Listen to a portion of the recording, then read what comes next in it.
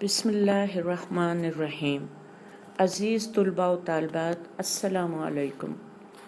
ہماری آج کی نظم کا عنوان ہے وہ ہے نبی ہمارا۔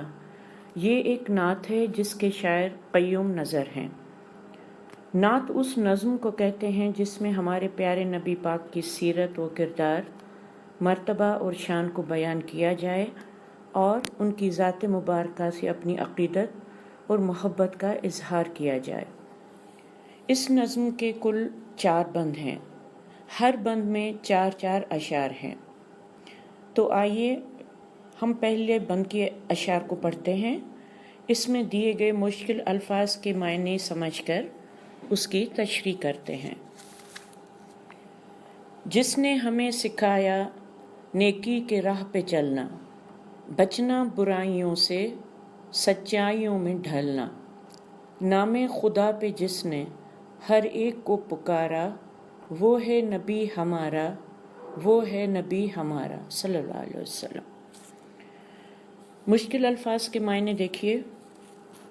نیکی کی راہ یعنی نیکی کا رستہ، سچائیوں میں ڈھلنا، اچھی عادات اور خوبیاں اپنے اندر پیدا کرنا۔ ان اشعار میں شاعر قیوم نظر ہمارے نبی کریم صلی اللہ علیہ وسلم کے مرتبہ اور سیرت کو بیان کرتے ہوئے کہتے ہیں کہ جس شخصیت نے ہمیں نیکی کی راہ اور رستے پر چلنا سکھایا، برائیوں سے بچا کر اچھی عادات اور خوبیاں پیدا کیں اور ایک سچی راہ یعنی اسلام کے مطابق زندگی گزارنا سکھایا، ایک خدا کا نام لے کر سب کو پکارا، وہ ہمارے پیارے نبی صلی اللہ علیہ وسلم ہیں۔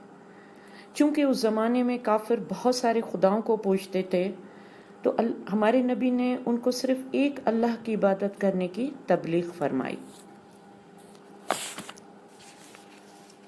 دوسرا بند۔ کعبے میں جس نے سدھا سنگین بتوں کو توڑا، بندوں کا جس نے رشتہ واحد خدا سے جوڑا، بندوں کے دل میں جس نے خوف خدا ابھارا، وہ ہے نبی ہمارا، وہ ہے نبی ہمارا۔ مشکل الفاظ کے معنی دیکھیے۔ سدھا سینکڑوں کی تعداد میں، بہت سارے۔ سنگین یعنی وزنی بھاری پتھر۔ دوسرے بند کے اشعار میں شاعر بتا رہے ہیں کہ ہمارے نبی نے خانہ کعبہ میں رکھے ہوئے سینکڑوں یا بہت سارے تعداد میں جو پتھر کے بھاری بت تھے ان کو توڑ دیا اور خدائے واحد سے بندوں کا تعلق یا رشتہ جوڑا۔ ان کے دلوں میں پتھروں کے خداؤں کے بجائے ایک اللہ کا خوف پیدا کیا۔ اس زمانے میں کفار مکہ نے خانہ کعبہ میں تقریباً 360 پتھروں کے بت بنا کر رکھے تھے۔ ان کے مختلف نام بھی تھے اور کافر ان کی عبادت بھی کرتے اور اپنی حاجات اور خواہشات ان سے طلب کرتے تھے۔ فتح مکہ کے بعد نبی کریم صلی اللہ علیہ وسلم نے ان تمام بتوں کو توڑ دیا تھا۔ بند نمبر 3۔ انسان کے مرتبے کو جس نے دیا سنبھالا، ذلت سے گمراہی سے جس نے اسے نکالا، جنت کا جس نے مژدہ اس کو دیا دوبارہ، وہ ہے نبی ہمارا، وہ ہے نبی ہمارا صلی اللہ علیہ وسلم۔ مشکل الفاظ کے معنی۔ سنبھالا یعنی بچایا، ذلت رسوائی اور بدنامی، گمراہی سیدھے رستے سے بھٹک جانا، بے دین یا لادین ہو جانا۔ ان اشعار میں شاعر کہہ رہے ہیں کہ ہمارے نبی نے انسان ذات کو اس کے اشرف المخلوقات ہونے کا احساس دلایا اور انہیں سمجھایا کہ کافر ہونے کے ناطے وہ جس سیدھے راستے سے بھٹک گئے ہیں اور اپنے اصل دین کو بھلا کر ذلت اور رسوائی میں گر گئے ہیں، اب ایک خدا کو مان کر وہ دوبارہ اس کے پسندیدہ بندے بن سکتے ہیں اور جنت کے حقدار ہو سکتے ہیں۔ بند نمبر 4۔ جس نے عمل پہ رکھی بنیاد عاقبت کی، جس نے کہا گھڑی ہے نزدیک آخرت کی، اور پھر جزا سزا سے ممکن نہیں کنارہ، وہ ہے نبی ہمارا، وہ ہے نبی ہمارا صلی اللہ علیہ وسلم۔ مشکل الفاظ کے معنی: کنارہ یعنی بچاؤ یا بچنا، عاقبت آخرت، جزا اچھا نتیجہ۔ آخری اشعار میں شاعر کہہ رہے ہیں کہ ہمارے نبی صلی اللہ علیہ وسلم نے فرمایا کہ آخرت میں ہمارے کامیاب ہونے کی بنیاد ہماری اس زندگی میں کیے گئے نیک اعمال پر ہے۔ قیامت زیادہ دور نہیں ہے، وہ ضرور آئے گی۔ ہم جو بھی نیک یا بد اعمال دنیا میں کرتے ہیں اس کا اچھا نتیجہ یا سزا آخرت میں ضرور ملے گی۔ اس لیے ہمیں دنیا میں اچھے اعمال اور کام کرنے چاہیے تاکہ مرنے کے بعد ہمارا انجام اچھا ہو۔ اللہ تعالیٰ نے یہ حسین کائنات ہم انسانوں کے لیے بنائی ہے۔ یہ زمین، آسمان، سورج، چاند، ستارے، دریا، چرن پرن، پھل پھول، غرض کی تمام نعمتیں اللہ تعالیٰ کی عطا کردہ ہیں۔ اس دنیا کے خالق اور مالک وہی ذات واحد ہے۔